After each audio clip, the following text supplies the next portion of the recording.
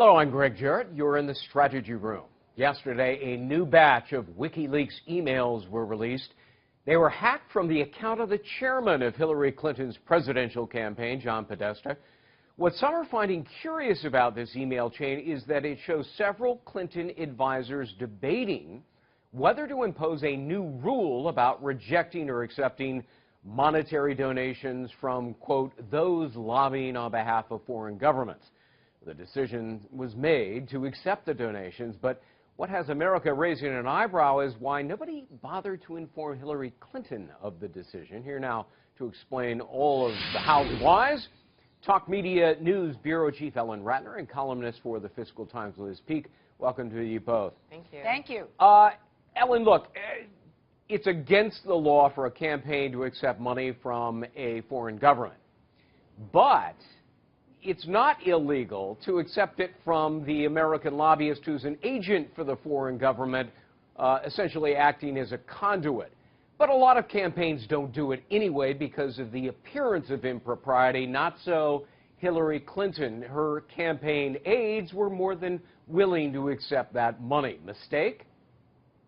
Well, we would call that laundered money in the business, right?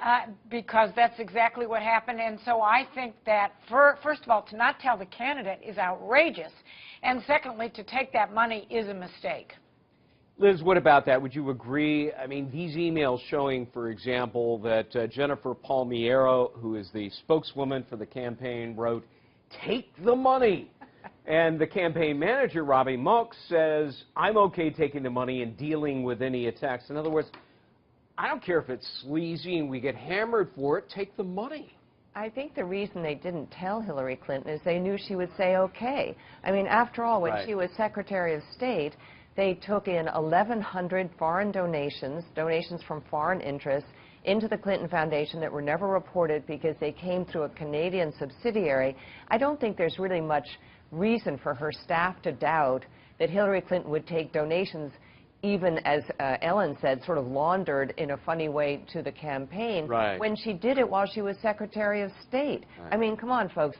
There's a reason why only 11% of Americans, according to one poll, thinks Hillary is honest and trustworthy, and that's because it's the follow the money syndrome with the Clintons. You can always follow the money and find that they're doing something on the edge at best. Ellen, and on the email chain, Uma Abedin, very close to Hillary Clinton, and she is telling the campaign manager when all of this comes out, you know, don't get your knickers in a bunch here. Hillary Clinton read about it in the newspapers, and she just wants to talk about it. So for all we know, in the end, Hillary Clinton said yes. You know, I mean, there's a lot of things that I can agree with in terms of the Clintons, that they're politicians, they do things politically. I cannot believe that she would have said yes. I really can't. Even if you have the worst view of Hillary Clinton in the world. And she hasn't come out and said, I told them to knock it off. And what we now know is they got about $700,000 in campaign contributions from these agents for foreign governments. Well, you know, again, that's a big problem, and I don't appreciate that. I don't think it's a good idea, and I would be very surprised if either the Clintons actually thought it was a good idea if they knew about it. Yeah. All right, we know that the Clinton Foundation, not the campaign now, the foundation we're talking about, did receive millions of dollars from foreign governments, and additional WikiLeaks hacked emails now show that campaign or those at the foundation, I should say, were worried that these foreign governments wanted a quid pro quo. Well, there's no question that they got quid pro quos. You have 7 foreign governments that directly gave money to the Clinton Foundation.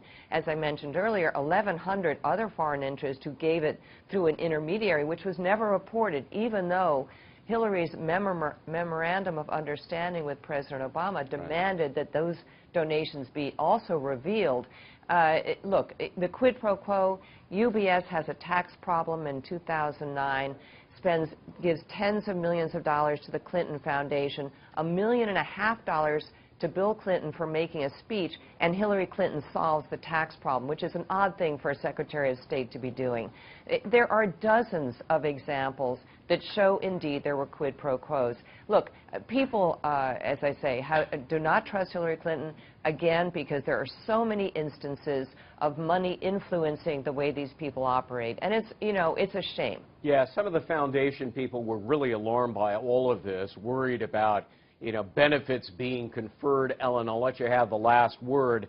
But one of the emails from a foundation aide said, you know, these foreign donations would be scandalous.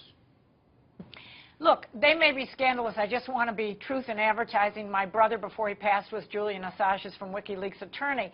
I want to just say this. Why isn't Julian Assange and WikiLeaks going after what might be in the Republican National Committee's emails or what might be in the Trump candidates' emails? I think that would be fair, too. Because he's in bed with the Russians, and the Russians want Trump, not Clinton?